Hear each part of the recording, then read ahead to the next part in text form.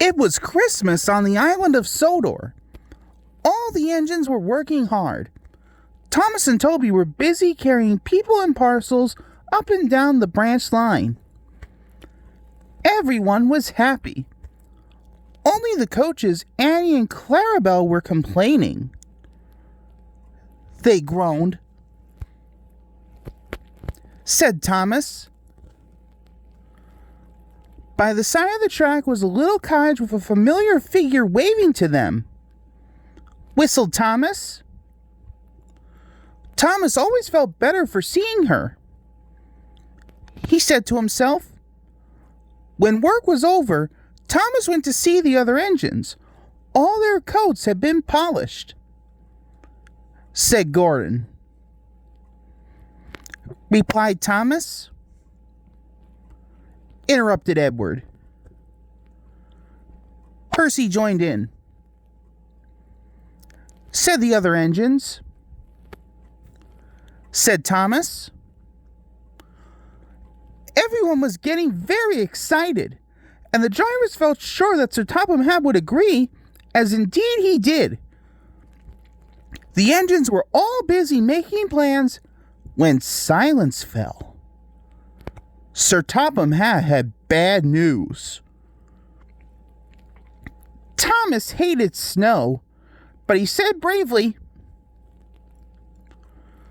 Thomas charged the snowdrifts fiercely. Sometimes he swept them aside, sometimes they stuck fast, and the men had to loosen them. But at the cutting near the cottage, they could go no further, exclaimed Thomas's fireman. An answering wave came from an upstairs window. Then they heard a familiar sound. Said Thomas. Sure enough, Terence had a snowplow and was working hard to clear a patch to the railroad line to safety. At long last, the rescue was complete. Percy took the tired workmen home. Terence said goodbye to Mrs. Kindly and promised to take care of her cottage as he watched them all set off. The engines made good time. No more snow had fallen, but the yard was dark. There was no one to be seen. Thomas's heart sank. Suddenly, all the lights went on. What a marvelous sight awaited Mrs. Kindly, said Sir Topham Hatt. Mrs. Kindly especially thanked the smaller engines. She said, Percy was very pleased. He called. They all whistled.